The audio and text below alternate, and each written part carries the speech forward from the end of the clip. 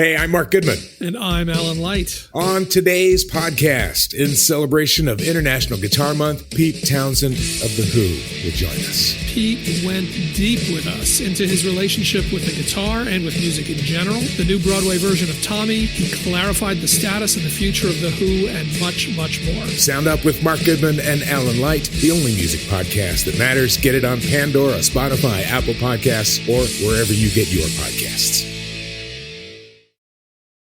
I'm Chris Hahn, the Aggressive Progressive. Check out a new episode of the Aggressive Progressive podcast every Tuesday. You know, the election is heating up just as the year is winding down. Stick with me. I'll tell you the truth as I see it. Download the Aggressive Progressive on Pandora or wherever you get your podcasts. What's good, y'all? This is Breeze Brewing from the Mighty Juggernauts. And make sure you subscribe and download the podcast. Library Rap, the hip-hop interviews with Tim Einenkel.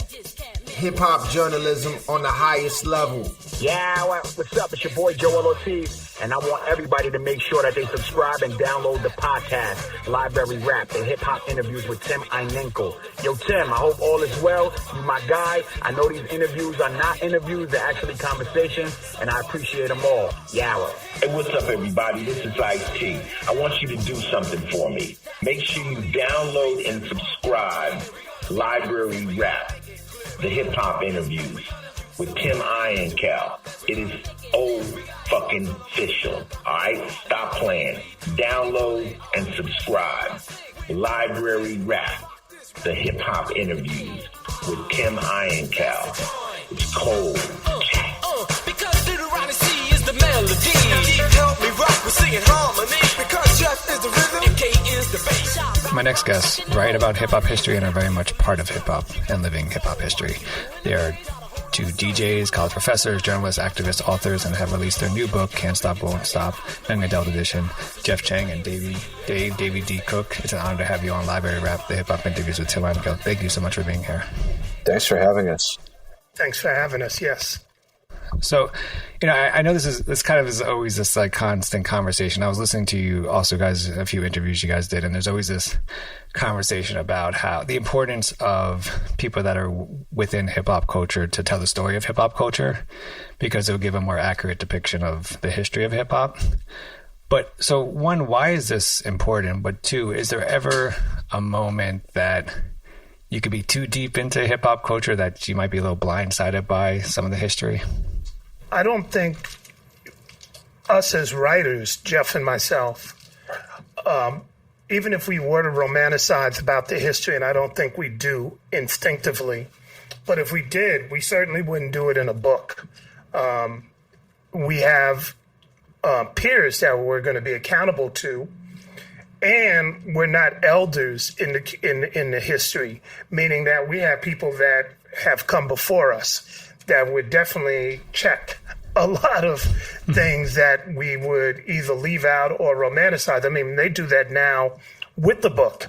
And right. We certainly don't want to have it happen on something that would be egregious. So, yeah, some people would get too deep into it, but I mean, that's barbershop talk, not a book. Yeah,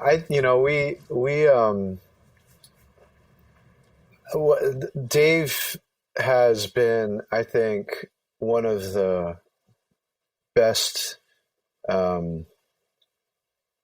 hip-hop journalists, hip-hop historians that the culture has known.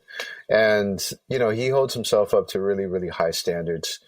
And, the piece about us kind of trying to do this for a new generation was really to be able to kind of say, hey, we want to be able to leave something for folks now. This is, the fourth generation of kids probably coming in or more, like it depends on how you want to count it. But we're talking about our kids, the kids too, who are younger than even our kids coming up behind that. So we wanted to leave something for folks and give them an accounting of where hip hop came from, and they can decide kind of where it's going to go. But around the piece about romanticizing it. I think in the beginning, when Can't Stop Won't Stop first came out in the mid 2000s, we got a lot, I got a lot of criticism, and the kind of approach that me and Dave both kind of took to things. Dave has been the person who's always influenced me, is that you can't separate the politics from the culture. And that, back then people were like, oh, you're just trying to make this, just be about whatever, it's not like you're trying to take it away from the music. Well, the music comes from somewhere. And they were trying to say, well, you're almost like romanticizing it because you're trying to make it seem as if, like nobody but young Black kids, poor Black kids, were doing this at the beginning. And I'm like, well, like, check the record, and so people were accusing us back then of romanticizing things or being too narrow about it and blah, blah, blah, blah, blah.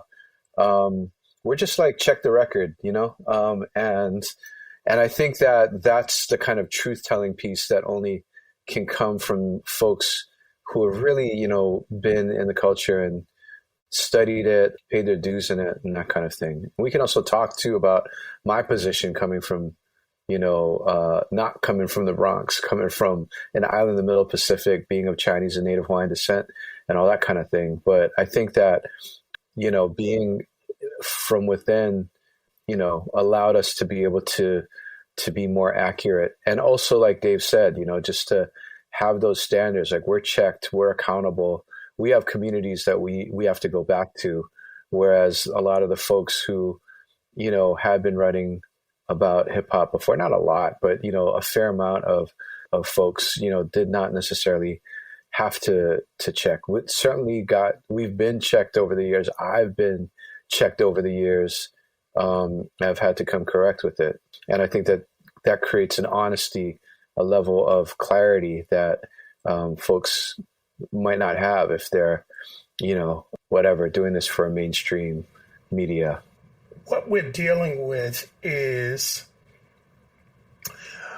America romanticizes history, and America is so deep into its fantasy that it becomes disturbed when real history comes across. And so I'm just remembering that some of the biggest criticisms that Jeff got when he first did Can't Stop, Won't Stop were from people that just couldn't recognize the humanity of folks who were poor and whose voices had been excluded from the mainstream narrative.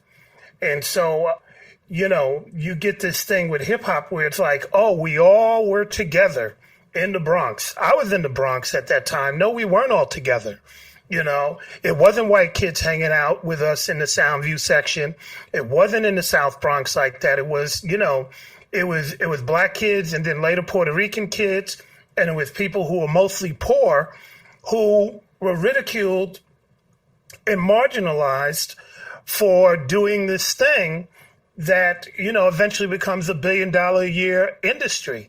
So when you start to rise up and tell your story, oftentimes it moves to the side certain myths, and that becomes problematic, especially if you made money off those myths. So, I often have people tell me, oh, yeah, we were all there together. And you got to go, well, how old are you? And they give you an age. And then you go, so that means in 1975, you were 10 years old. And so let's walk through this thing. So where did you live? You lived down in Manhattan because you didn't live in the Bronx. You lived in Manhattan. So at 10 years old, you got on a train, the number 6 train, by yourself. And if it was on the weekend, it was a local train. And you took that train all the way through Harlem into the Bronx. And then you got off on what street? Elder Avenue, Whitlock, you start naming them. And you got off which street? And then you walked 7, 8, 9 blocks by yourself to get to Bronx River houses. Once you start breaking it down like that, then people go, well, was it maybe it was 1980 when everything was opened up and you were older. it's important to be able to break this down, because if you don't, people will rewrite the history and leave you out and discount a lot of your innovativeness. And so, yeah, we don't romanticize it. I think America romanticizes history, not just with hip hop, but with damn near everything. We're in that moment right now, you know, with them not wanting to deal with critical race theory, or, you know, which is a misnomer in itself, because that's not really history. That's a whole legal thing. But that's even a distortion. That really means we don't want you talking about history that's going to make us feel uncomfortable. And uncomfortable means having an accurate depiction of how this country was founded and who the heroes and sheroes were, and trying to obtain freedom for people who are oppressed. Right. And that's, you know, one of the reasons why I started this podcast and started working on the radio show with Chuck D is because, I mean, I grew up in Washington Heights and I went to school in East Harlem, and, you know, at 10 years old, I know self-destruction was out, right? And I knew it was important. I didn't know exactly why it was important at the time, because I'm this 10-year-old kid who was listening to it. I knew I could recite all the lyrics to it if I needed to.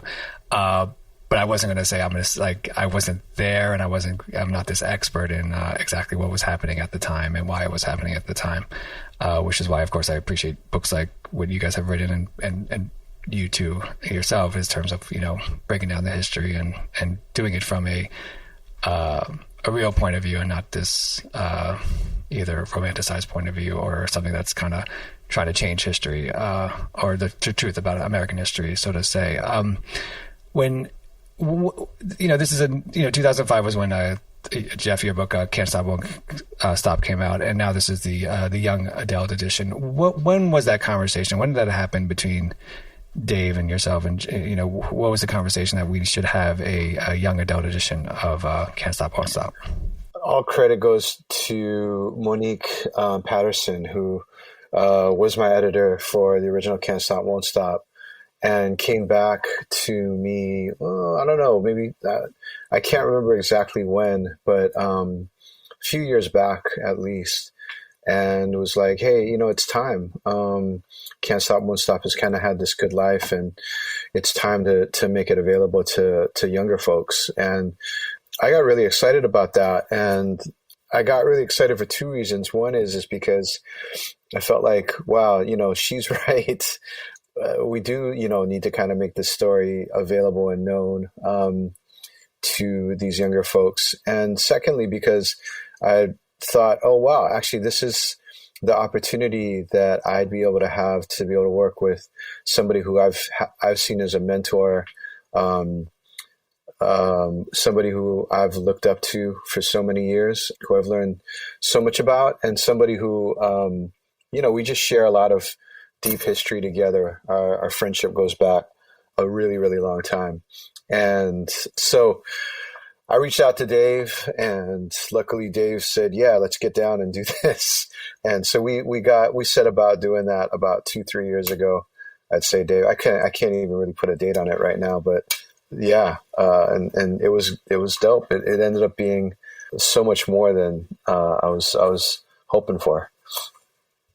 You know, both Can't Stop Won't Stops, you know, the intro is, you know, legendary Cool Herc, right? And very similar intros.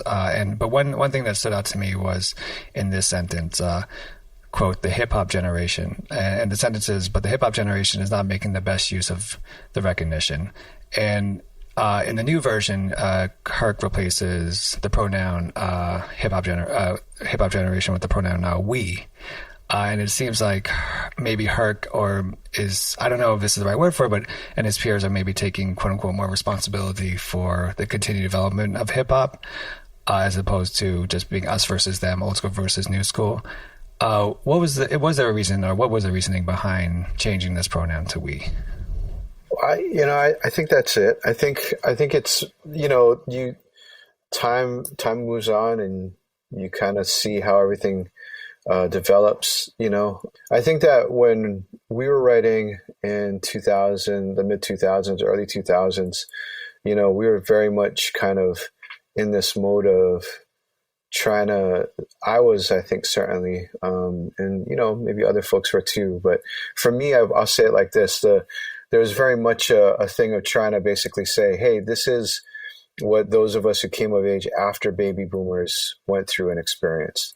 In some ways, the audience for the original Can't Stop, Won't Stop was older folks, the elders that we had gotten into fights with all the time about culture, about politics, who were going around talking about like hip hop is everything that's reactionary, and trying to say that we could never achieve what they had achieved. And, maybe sometimes doing it like very much to kind of put us on the spot, and sometimes maybe doing it, unintentionally, but still, this sort of response to the call out that baby boomers, folks who had come of age during the civil rights and the Black Power movement were issuing to us.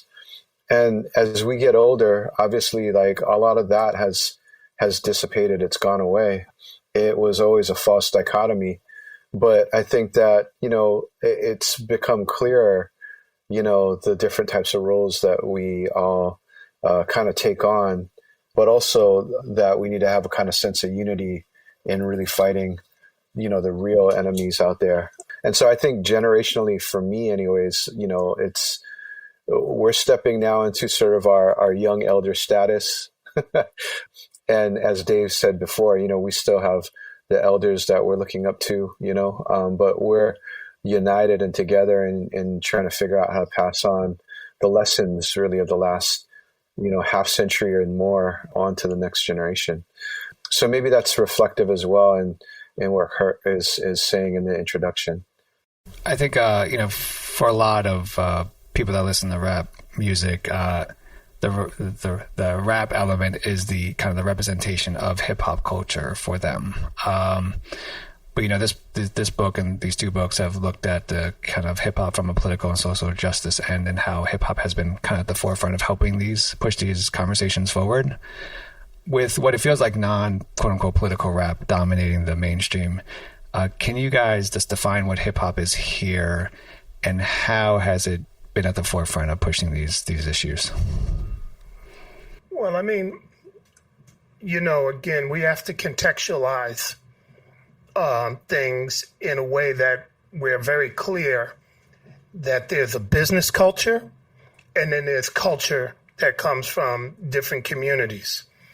And business culture sometimes becomes the conduit in which we see other people's culture. And in doing so, we wind up with false narratives, meaning that if I don't know about Asian folks, I'm going to know about Asian folks because I watch TV. It may be the news. It may be a video. It may be a television show like Fresh Off the Boat. And then because America socializes us to believe that what we see on TV, especially if it has a lot of money behind it, is accurate. I may start to believe that the Asians in this country are as they are shown on TV. That has been the challenge that Black people have had to deal with. People knew Black people through minstrel shows, have known us through stereotypes and newspaper comics and articles, and have known us through, music and everything else. But it's the institution that was presenting us that became the way that people were able to know who we were. And that's and most of that is very, very narrow in scope, and oftentimes just plain out false. So hip hop's the same way. If you see hip hop as what Hot 97 or Power 106 or KMEL or any of these big corporate-owned stations presents, then you're missing the boat. And you're also making an assumption that hip hop is being directed by those institutions, which they're not. There are definitely entities that are successful and will engage them, but there's also a lot of other instances where there isn't. So let me give you an example. One of the biggest festivals here in the Bay Area is Hiro Day by, the hieroglyphics. Mm-hmm. They'll get 50, 60,000 people showing up to their event. They're not on the radio. How does that happen? They don't do advertisement on the radio. How does that happen? the local hip hop station will throw a concert with a particular artist and can't even sell it out. You know, a venue that has 1,500 people. Why does that happen? You're giving it all the bells and whistles, but why can't you sell it out? Now, on the surface, you would go, well, I'm hearing about this artist day in and day out that's on the radio, so they must be more popular. No, Hyro's more popular. You get an artist like Michael Franti. He was bringing out 60, 70, sometimes 100,000 people to Golden Gate Park.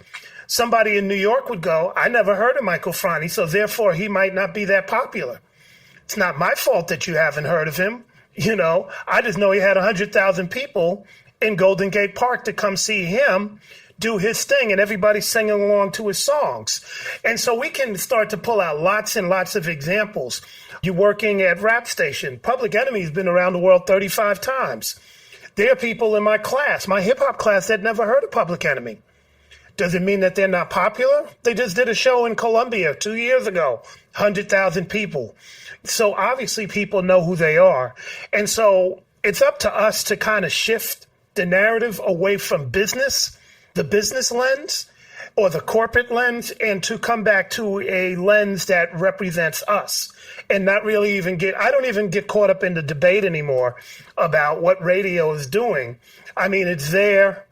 It's a part of, it's a part of our lives, but it's not the only story. And I think more and more people are aware of that. I mean, very few people that I've come across, and I'm sure Jeff has the same thing, is looking at this book and going, hey, I heard on the radio these things. How come that's not in the book? It's like, nah, because they know that it goes a lot deeper than that. And, radio is just this medium that I think is increasingly out of favor with the majority of people. Right, but I think the issue is also that now we're at this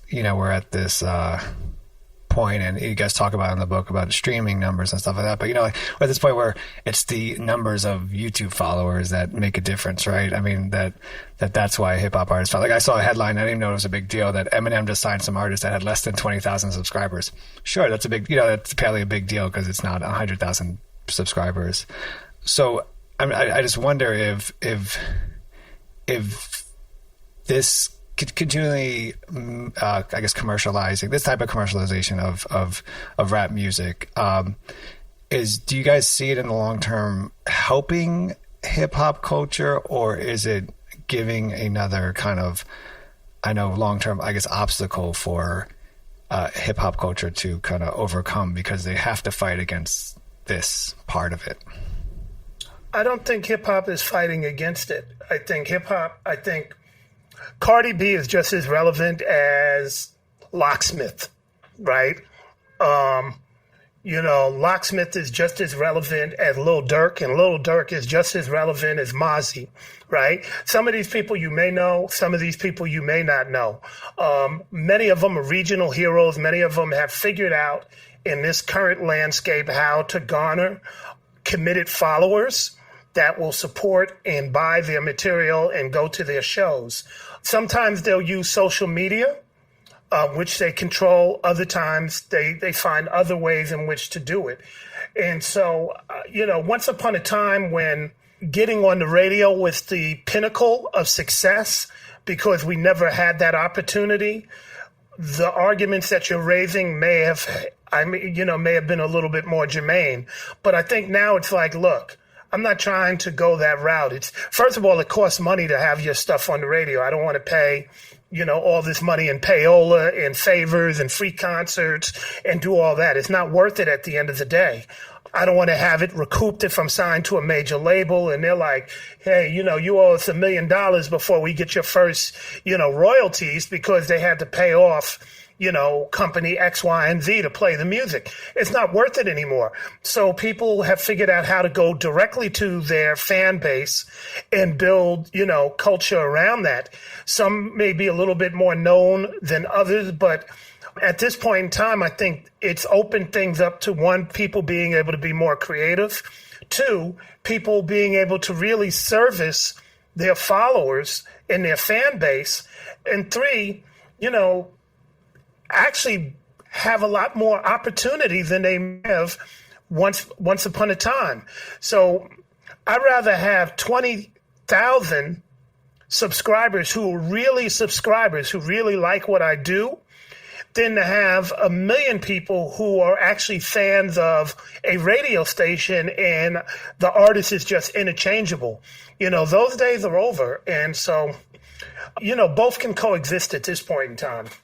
And the Hip Hop at the New Millennium chapter, I appreciate that you guys take us on this journey across the United States, stopping at regions, mentioning artists that help define these particular regions. The Roots in Philly, Rhymesayers in Minneapolis, Bone Thugs in Cleveland, Nelly in St. Louis, Dill in Detroit, etc.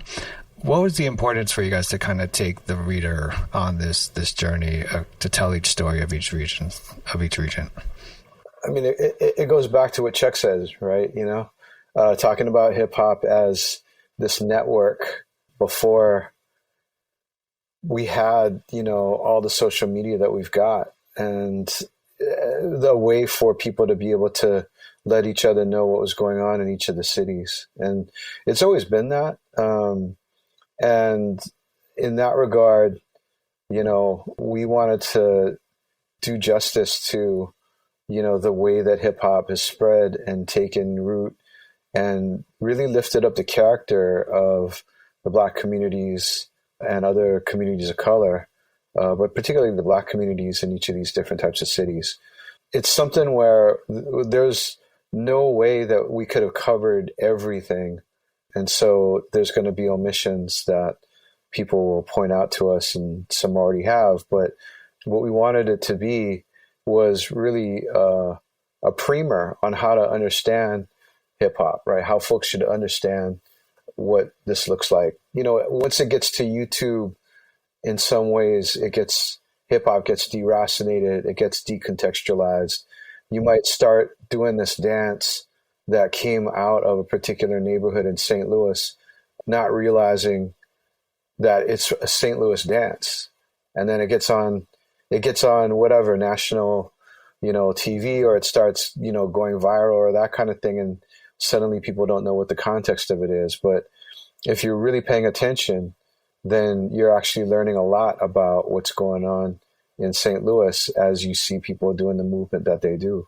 Same thing like with turf dance in the Bay, and so on and so forth. We talk about, all the kinds of ways that folks are moving, grooving in different cities. And so that was just one way for us to be able to kind of make those connections, give young people like kind of incept, if you will, into their minds a little bit of a way to interpret hip hop, give them the analytical tool to be able to say, if I really want to understand the deeper structure of what's going on here, like it's all right there in front of me. I mean, I love to say that hip hop taught me everything that I need to know about everything. And it's not just about, the importance of different types of incidents that might have happened in different types of cities, right? And what that means, whether that be whatever, the killing of Michael Brown in Ferguson, or, killing of Trayvon Martin in Sanford, Florida. It's also taught me about how to think. And so that's what we're trying to do. We're trying to do all these different types of things at the same time.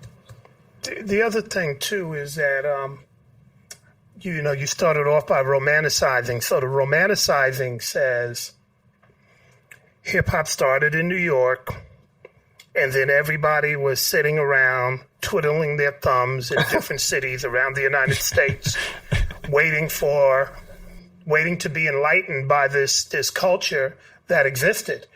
And what we know is that there was a scene in the Bay. There was a scene in Chicago. There was a music and dance scene in every single city around the United States. And again, if you look at it from the Black perspective, and I'm emphasizing it, the Black perspective, if you come to, say, a place like Oakland, when hip-hop shows up, people in Oakland aren't going, oh, wow, now we know what to do. What they did was they said, oh, that rap stuff? That's kind of like what my uncle does when he's rhyming like Dolomite. They had a referencing point.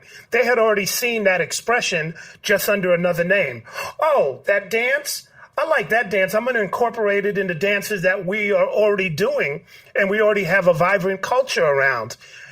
Same thing in LA, same thing in New Orleans.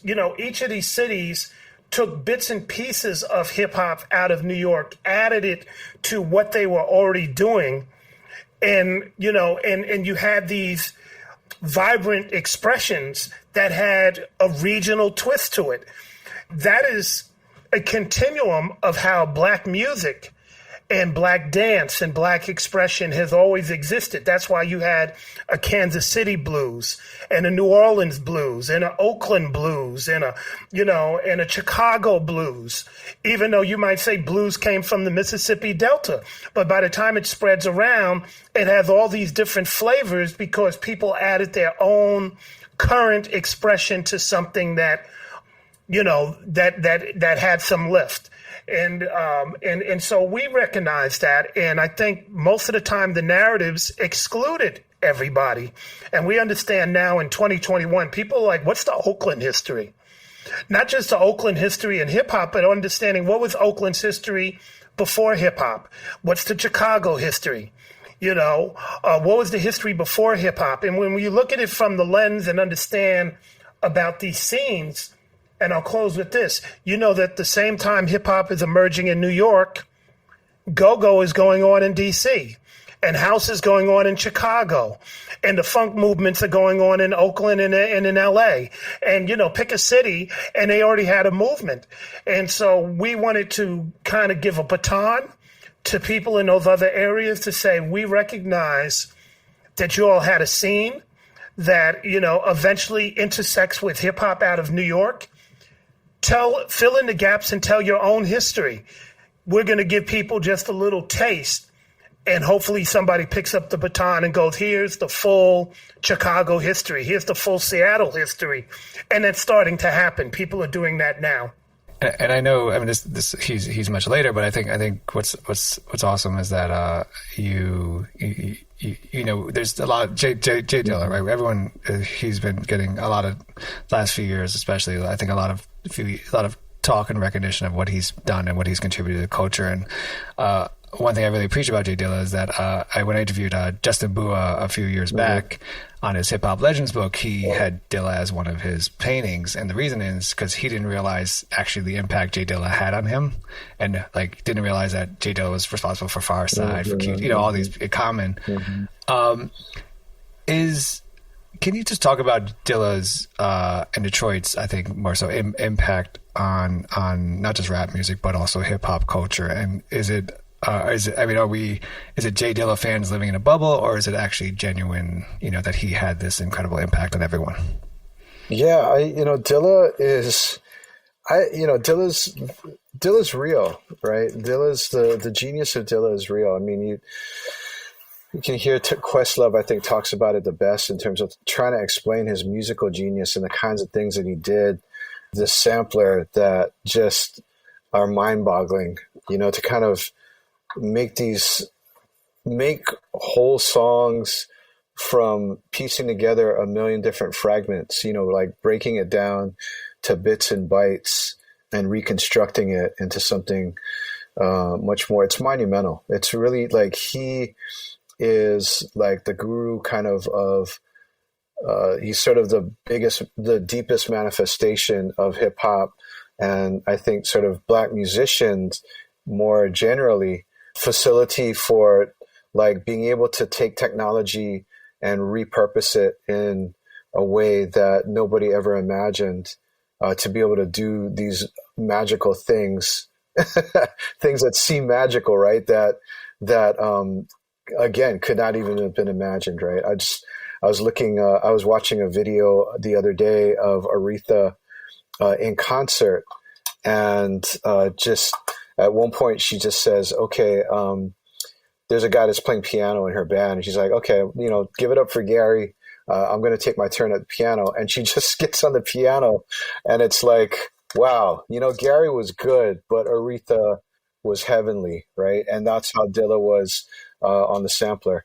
And I think, so that's real, right? Just that you can just get into the technical prowess of it. But the piece I think that's lasting about Dilla, and the thing that I think everybody justly celebrates, is that he understood the totality of Black music, and was able to weave it together in ways that kind of express the huge pure possibility of hip hop. Because, you know, a lot of times Dave and I will talk about how, you know, hip hop comes out of this musical moment in which James Brown is taking it back to Africa, and Jimmy Castor is engaging with the salseros, you know, that he's listening to, right? And like, there's the meters, you know, in New Orleans who are like messing around with calypso and reggae, you know, and you have all of these sounds coming together from across the diaspora in that moment. And so hip hop is, in that respect, sonically, you know, that, like, if you listen to trap music, you know, the reason that trap sounds the way it does is because it has that Southern type of feel, and it beckons to the Caribbean. It beckons to the Afro-Caribbean, you know, Afro-Latino sound, and so on and so forth, right? But Dilla, like, seamlessly and sort of in a way that like we're still going to be unpacking for years to come, like, did that, right? He was able to recombine jazz and samba and reggae and funk and soul and gospel and blue, you know, just go on and on and on in a way that was futuristic back then and that we're still like discovering now. And so everything that makes us like in a club or in a car or in the room, just like nod our heads in affirmation, as Saul Williams would say, right? Like, Dilla understood immediately like how all of that stuff fit together, and that was what his life project was. You know, his life project was bringing this vision of Blackness to the world that could educate us all. And while Dilla has that genius, there are people that I know, young and old, who don't know him, couldn't care less, because they have their own heroes and sheroes who speak to them through the drum. And, you know, and again, that's the beauty of hip hop, and sometimes that becomes the danger. I have a guy that was with Grandmaster Flash's group. You know, his name is Roosevelt, you know, Dynamite, right? So he was an MC and a DJ with the group. He just put up the 20 best producers of all time. He just did a list yesterday. Dilla's not on there. And, you know, and I think only 2 people out of many said, what about Dilla? He goes, he was all right. You know, I mean, and, you know, that wouldn't be the first time that people have said that. If I talk to people here, there are going to be some heads that go, I love Dilla. But then there's other people like, I love Studio Tone. I love Kyrie. You know, I love, you know, Ant Banks. You know, I love Dr. Dre. And they'll have a whole list of people, because they're sonically, what they're doing in many ways is also similar to what Dilla is doing. I mean, they're taking bits and pieces of music from the past and different genres and piecing it together and giving it something, or they're actually playing instruments, you know, and contextualizing that with hip hop. But more importantly, sonically, it's going to be pleasing to a particular group. I think I'm going to quote Too Short or paraphrase. He said, you know, there's different ways to look at funk. You know, back east, funk is built around the drum, James Brown. Out west, it's built around, you know, the thumping of the bass, Larry Graham. So both are funk, but one funk is going to be resonating really well with people out here. They're going to go, man, I like that. And it's going to get maybe just a lukewarm reaction on another part of the country where they're kind of like, yeah, this is cool, but it's not really my sound. Whereas, you know, something that is more drum and percussion based and has like those polyrhythms and, you know, and a little bit of the influence from the Caribbean, that's going to be the thing that people go, now this I'm feeling. You know, who's right and who's wrong. And that's that, and you know, and this is where the romanticizing comes in. The guy sitting in New York will romanticize about Jay Dilla, or may romanticize about Primo, or may romanticize about a New York sound, and then totally discount, you know, a state that has 40 million people and 1 out of 8 people are from here who have a totally different perspective on sound. and an understanding of music and what makes you move and what makes you not move. There are quite a few groups that have come out of New York that had a West Coast sound that didn't break in New York. X-Clan being one of them. They broke out west because sonically, the language they spoke had an immediate resonance here than it did back there, and vice versa. So it's the beauty of hip hop, and we just have to be open to recognize that not all things can be fit into a neat package and come under an umbrella. So Dill is dope. He's a great producer as far as I'm concerned, but I also recognize there are people that never heard of him, don't really care. He's not in their top 10 or 20. I'm Chris Hahn, the Aggressive Progressive. Check out a new episode of the Aggressive Progressive podcast every Tuesday. You know, the election is heating up just as the year is winding down. Stick with me. I'll tell you the truth as I see it. Download the Aggressive Progressive on Pandora or wherever you get your podcasts. Hey, I'm Mark Goodman. And I'm Alan Light. On today's podcast, in celebration of International Guitar Month, Pete Townsend of The Who will join us. Pete went deep with us into his relationship with the guitar and with music in general. The new Broadway version of Tommy. He clarified the status and the future of The Who and much, much more. Sound Up with Mark Goodman and Alan Light, the only music podcast that matters. Get it on Pandora, Spotify, Apple Podcasts, or wherever you get your podcasts. There's always a conversation when we think about the internet, how, I think the grumpiness in us and me, maybe, is that, it's hurting hip hop. It's hurting rap music, right? But you have this great kind of, few pages about, and Dave, you talked about it earlier a little bit, but you have this great explanation of actually how hip hop thrived because of the internet and because of streaming services, even though technically a lot of artists were making less money because they weren't getting the same sales that they might have been getting from in the 90s when you had tapes and cassettes, stuff like that.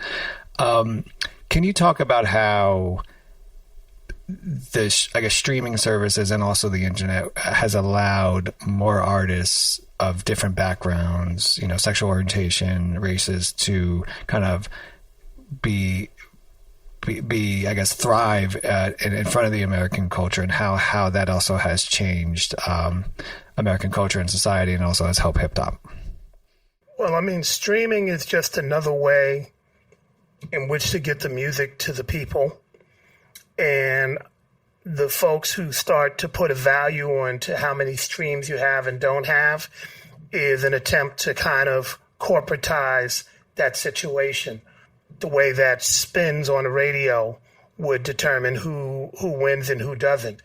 I don't know if they're accurately counting things because many people aren't getting paid for all their streams. So are they undercounting or overcounting? Are things being inflated? I know that you can buy views on YouTube. I know a bunch of artists that have bought views on YouTube. And, it's impressive. You got 1 million views. But when you're the promoter of a concert, let's say Jeff has 1 million views on his YouTube channel, and he's asking for $20,000 to come do a show. That's when we have a backroom conversation. I go, Jeff, you don't have 1 million views. 1 million people ain't coming to this concert.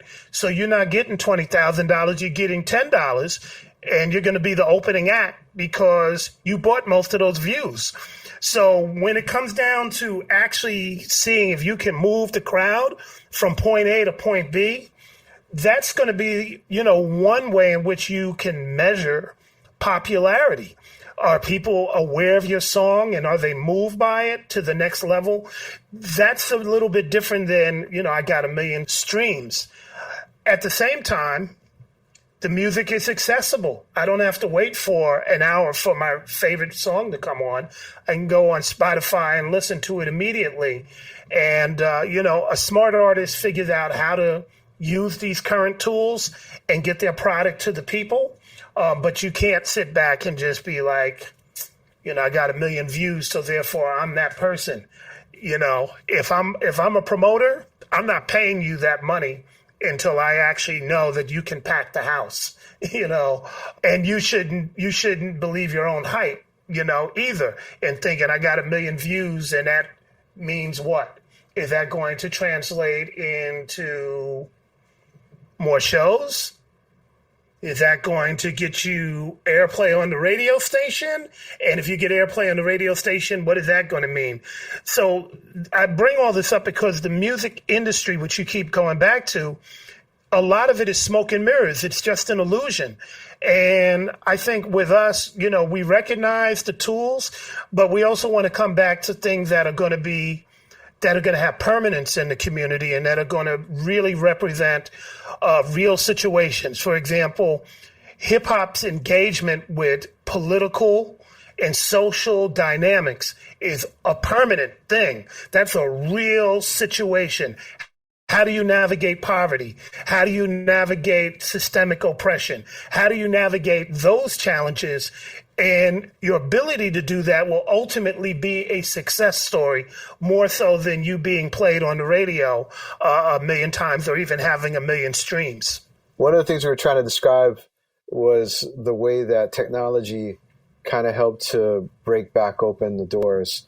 Because there's this thing where, hip hop, and this is just to build on Davey's point, right? Like it's kind of like water, right? It's the type of thing where folks try to dam it up. Folks try to, to try to milk what they can, harness its power and that kind of thing at different points, right? Try to make money off of it. And they put all these kinds of constraints on it. And that's the point that we were at in the mid 2000s to the late 2000s, where we were in this cycle where hip hop was really this golden goose that was just being like wrung out to try to get as many eggs as they possibly could out of the thing. And they were trying to foreclose all these different ways that people were trying to be creative. So shutting down mixtapes, they were trying to go after everybody with, intellectual property types of lawsuits. They were trying to do all these different types of situations to really just kind of clamp it down. And then they were saying, we're going to play these 4 or 5 artists over and over and over again from coast to coast and around the world. And that's what you're going to get. That's what you're going to buy, right? And they were trying to shut off all these different ways for folks to actually get their stuff out to the marketplace because distributors were closing. You couldn't, it was very difficult at that particular point to actually try to manufacture your stuff because they're closing the record plants and the CD plants and all these other types of things. So, but hip hop found its way. And what happened is it figured out how to commandeer the internet to talk about like what Dave was talking about, which was to develop direct relationships with the folks who really wanted it and needed it, right? And that released all of these different types of artists in new kinds of ways. So it's possible for us to say hip hop did that, right? Hip hop made SoundCloud, right? Hip hop made Spotify, right? Hip hop made Apple Music. Hip hop literally, right? In all these cases, hip hop made all of these new streaming platforms possible. Hip hop made YouTube in many ways, if you want to talk about the music side of things. So technology, like folks flipped it again and were able to kind of open up all of these different types of avenues. And that combined with this new sort of generation who was like, we're not going to go back to the kind of old ways, right? We're going to express ourselves whatever way we want to. That makes it possible for us to have like this and then millions of people in the streets, right? That makes it possible for all of these new voices to kind of come to the fore. So you can have a Megan Thee Stallion, a Cardi B, a Young M.A., right? You can have all of these different types of artists, Rock, all these other folks like doing their thing and going straight to the people and building their work and their audiences and building up hip hop in a new kind of fashion. And so that's the kind of thing that we're trying to describe. I agree with Dave though. It's a type of thing where we always got to be aware that that we've gone through these cycles and these periods in which big money wants to come in and commodify things, and that's the tension between that we try to describe between the sort of corporate side of the thing, the commodification of it, and the culture side of the thing, the community side of hip hop. That's one of the things that we're trying to lay out in the book. Right, and I got from that last chapter with the about streaming service and the internet, and to your guys' point about kind of breaking the doors down with SoundCloud and everything else, is that it quickly like forced the conversation at hand to the American public about like a gay rapper, or stuff like that. So that's what I was trying to make, not to keep it on the music side, but more like it kind of forced the hand of the American public to see that accepting a little more quicker of different sexual orientations and stuff like that. Hip hop is built upon being innovative, and part of the romanticizing, and I'll close with this, is that people don't want to recognize the genius of people who they feel can't be genius and can't be innovative. That's been the problem. So Jeff named off all the things that were kind of powered by this culture. Let's take this streaming service and flip it on its ear and do something that it wasn't intended to do, but now everybody goes, this is profitable, and you see this happen over and over and over again. The genius of hip hop right now is that the mindset of people is that they moved away from saying we have to be a national entity. In the Bay Area, people's like, I don't need to be national. Let me be international. That's lessons that they learned from Chuck. That's something that they saw Living Legends. That's something they saw Hyro and Black Alicia's and other groups do. Michael Franny's like, we're not limited to just going to New York and having the ring be kissed there. We can do it everywhere. I remember E40 and other people talking about, we have trade routes. Their hot spots is Kansas City and Boise, Idaho, and all these other things. It was called, they were doing a practice that now corporations call hyper-local marketing. But they were doing it intuitively. It's like, I don't need to go to New York. I can go to Kansas City and make my money. I can go to Tempe, Arizona and make my money. I never have to go to the Bronx and try to, please a Funk Master Flex. I could just go right here and do what I need to do and be adored by my fans. And so I think it's important just to understand that at the end of the day, we're talking about folks who are making a way out of no way. And it only becomes a problem when people don't understand what they're doing and are stuck in a position or a mindset that I say hip hop is moved beyond. And I think right now what's exciting to me is that hip hop is moved beyond the traditions that people say garner success. It's not about being national. It's about being regional. Most of the people I know could care less if they're nationally known. Talk to somebody like a Rocky Rivera. It's like, I'm good with my Patreon. Talk to a Bamboo. He will pack a house. Talk to Hyro. They will pack the house, and they don't necessarily have a national audience. And to me, that's the beauty of it, because there's so much more we can dig in our own backyards than having to centralize everything where there's only room for a few. I have to bounce off here. I thank you very much for the time and opportunity. Thank you so much. Okay. I appreciate you. No doubt. Jeff, I'll talk to you in a bit. Okay, brother? All right, man. Take care. Okay. Peace.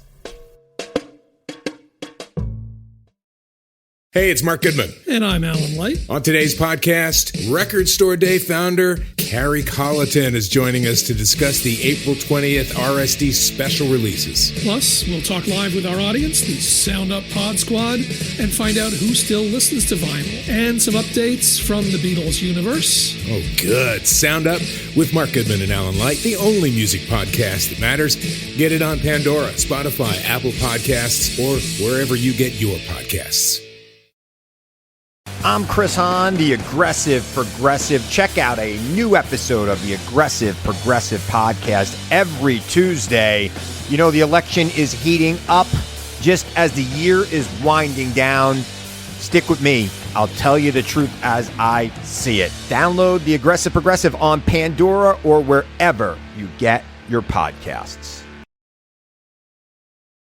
So I do want to talk. I recently interviewed Lyrics Born about the rise of Asian hate crimes in the United States, and his single that he released, Anti. And I want to talk about the role that you saw hip hop playing when in terms of speaking out against combating these crimes.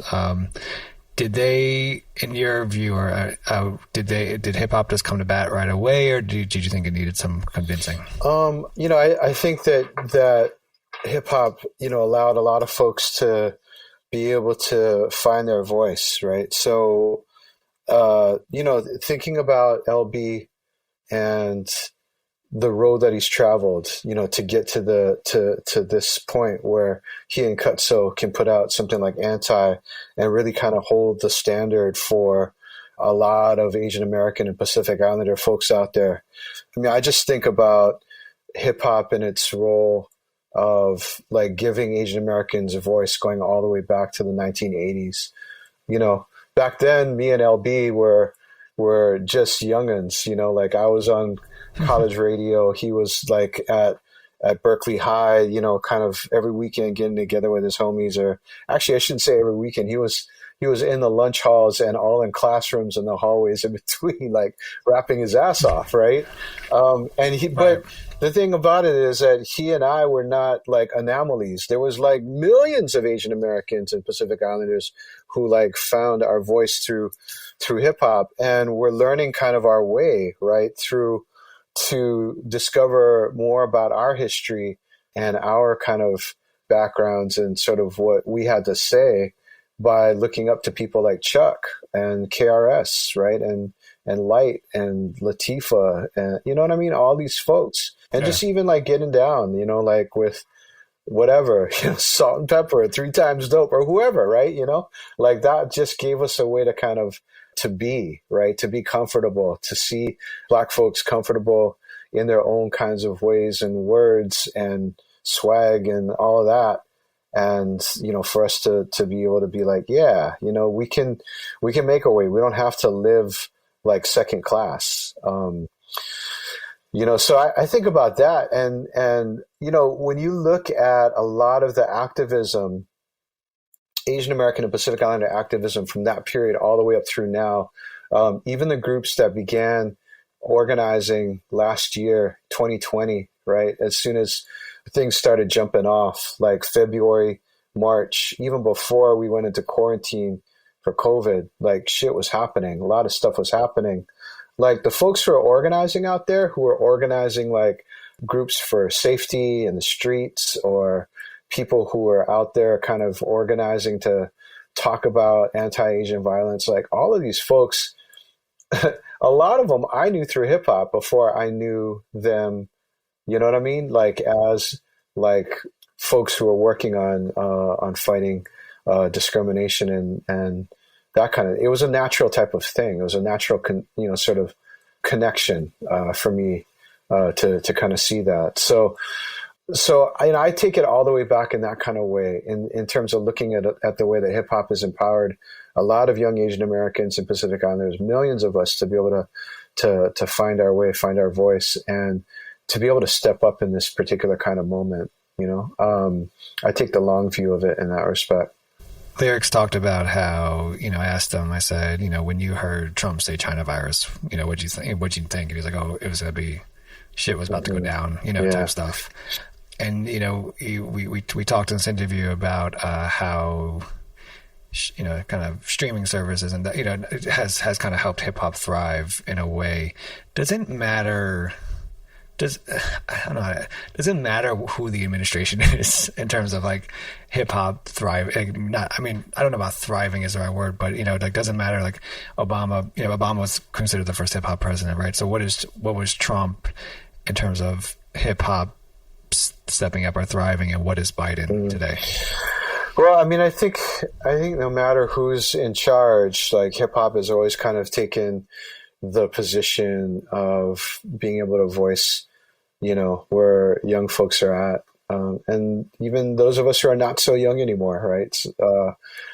Those of us who are like post-young or whatever, pre-old, whatever you want to call it, right? Like hip hop has been able to be that voice. So, we can go back to like, obviously the Reagan Bush years, people like Chuck are out there like as the voice of young Black power at the time, like people in the streets, people fighting apartheid, people on the campuses fighting racism the same way that they're fighting it now, right?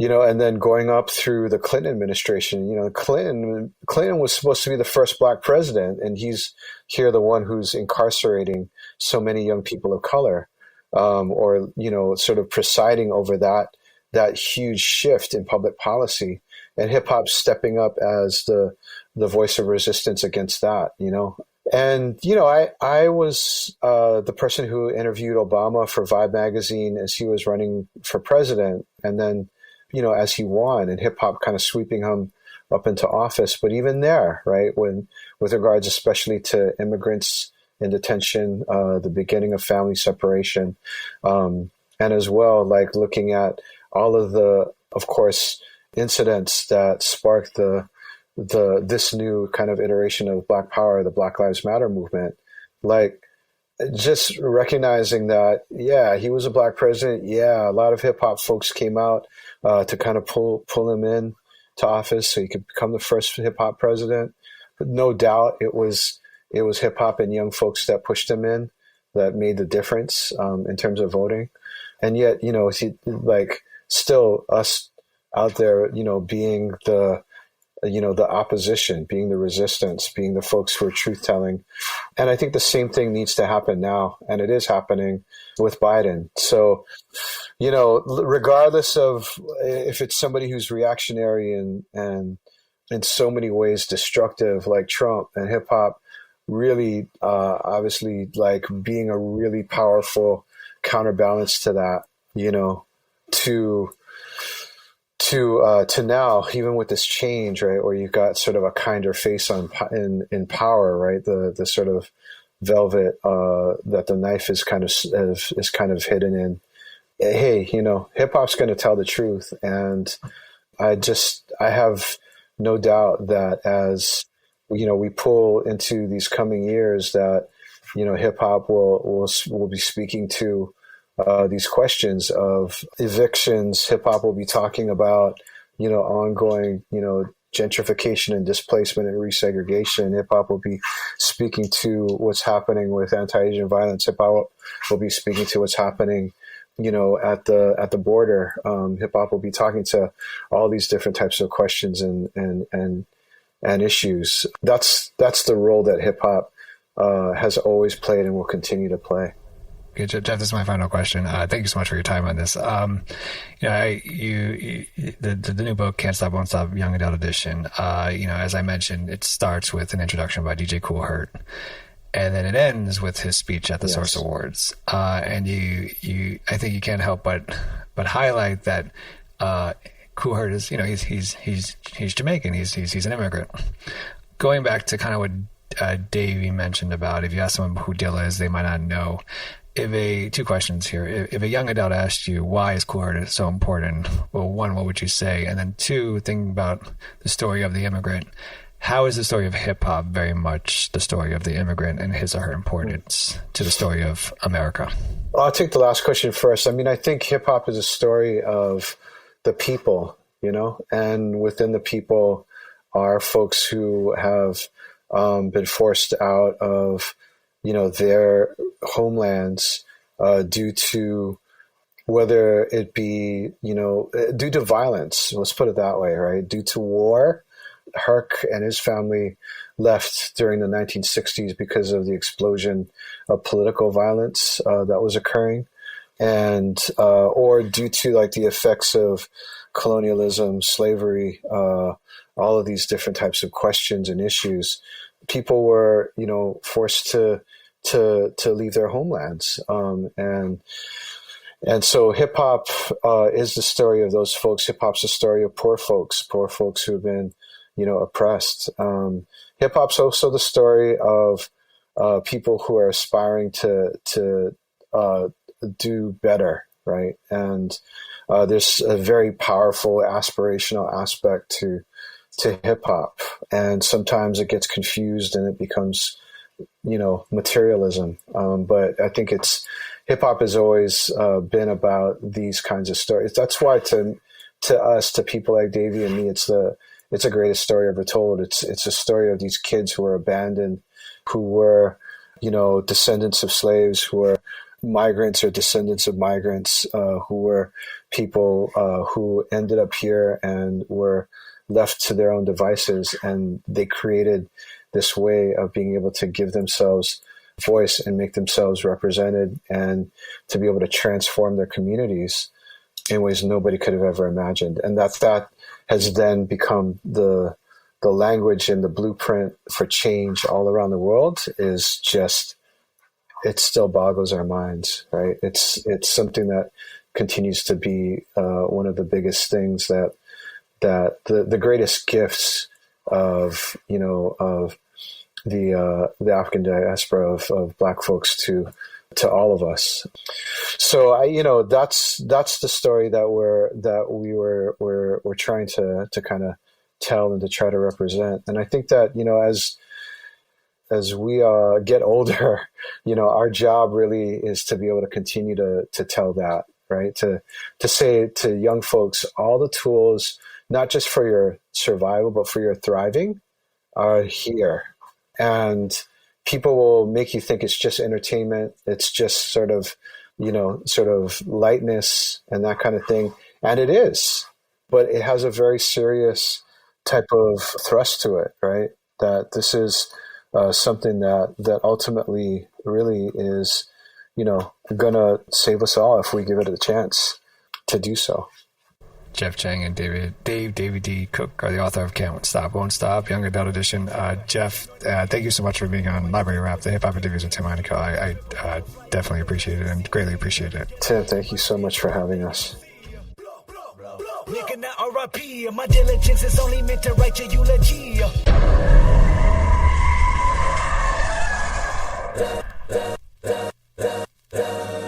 All's my life I has to fight, nigga.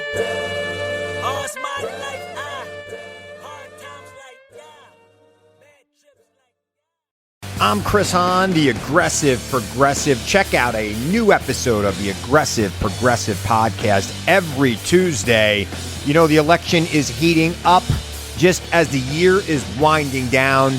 Stick with me. I'll tell you the truth as I see it. Download the Aggressive Progressive on Pandora or wherever you get your podcasts. Hey, it's Mark Goodman. And I'm Alan Light. On today's podcast, Record Store Day founder Carrie Colliton is joining us to discuss the April 20th RSD special releases. Plus, we'll talk live with our audience, the Sound Up Pod Squad, and find out who still listens to vinyl. And some updates from the Beatles universe. Oh, good. Sound Up with Mark Goodman and Alan Light, the only music podcast that matters. Get it on Pandora, Spotify, Apple Podcasts, or wherever you get your podcasts.